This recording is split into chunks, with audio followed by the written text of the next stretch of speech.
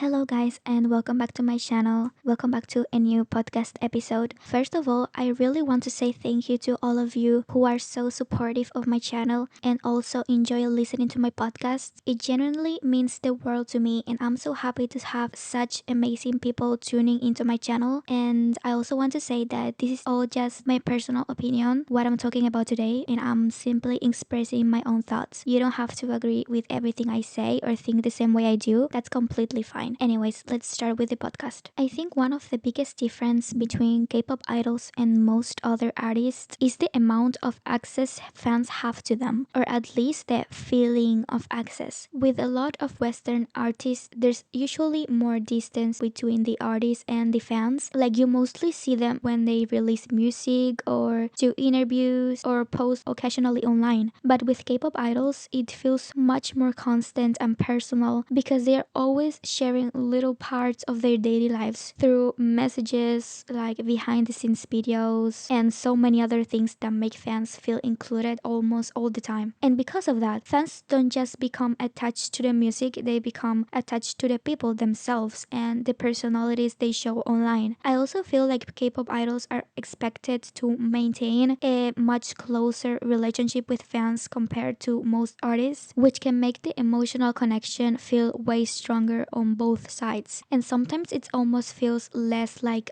artist and listener and more like a community growing together over time. And I think that's why people outside of K-pop sometimes don't fully understand why fans become so emotionally invested, because from the outside it just looks like music, but for fans it becomes something way more immersive than that. At the same time, I feel like K-pop also creates much stronger fandom identities compared to most Western artists. Like people don't usually build their whole online presence around being a fan of one artist. But in K-pop fandom culture, it's super common to have like fan accounts, collect albums and photo cards, participate in voting, make edits, watch edits, and genuinely spend hours every day interacting with content related to the group. It almost becomes part of your routine after a while, which is probably why emotions feels so much more intense inside K-pop fandoms compared to a lot of other music communities. And while that closeness can be comforting and beautiful sometimes, I also think it explains why fans can feel emotionally overwhelmed so easily too. Because when you're this emotionally connected to something, every comeback, controversy, or change starts feeling personal in a way that doesn't usually happen with most artists outside of K-pop. Another thing that makes K-pop feel so different from other artists is how much effort goes into creating an entire experience around a group instead of just focusing on the music itself. Like with a lot of artists, you usually get an album, maybe watch a music video, and that's it until the next release. But in K-pop, every comeback feels like a whole event with concepts, teasers, trailers, photo shoots, styling, lore, choreography. The lore goes insane, and different eras that all have their own atmosphere and identity. It almost feels cinematic sometimes, like every release has its own world and aesthetic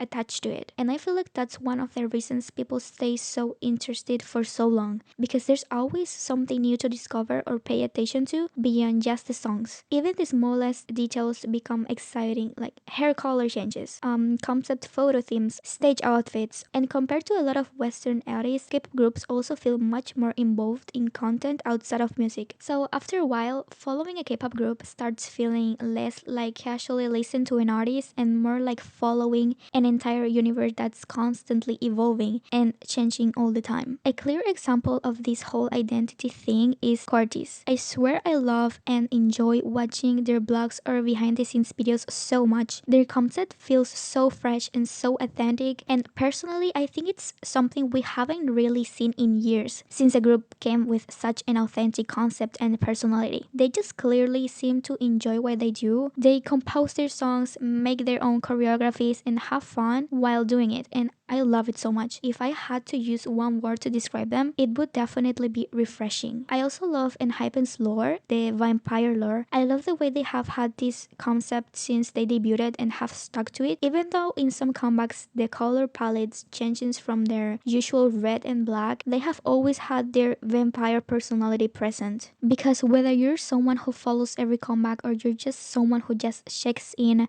every now and then, it all still means something in its own way. And I think that's why it makes K-pop so unique and fun compared to a lot of other artists. And it's really cool to see how different groups create their own identity within that. And honestly, whether it's groups like Cordy's with their fresh and creative approach, or Enhypen with their constant vampire concept and evolving eras, it all just shows how much thought goes into building these worlds and how much fans enjoy exploring them. So yeah, I guess this whole topic just comes down to how music can become something way bigger, and maybe that's the most interesting part of it all, how everyone connects to it differently but still end up feeling like they're part of something bigger in their own way. Thank you so much for listening. Bye.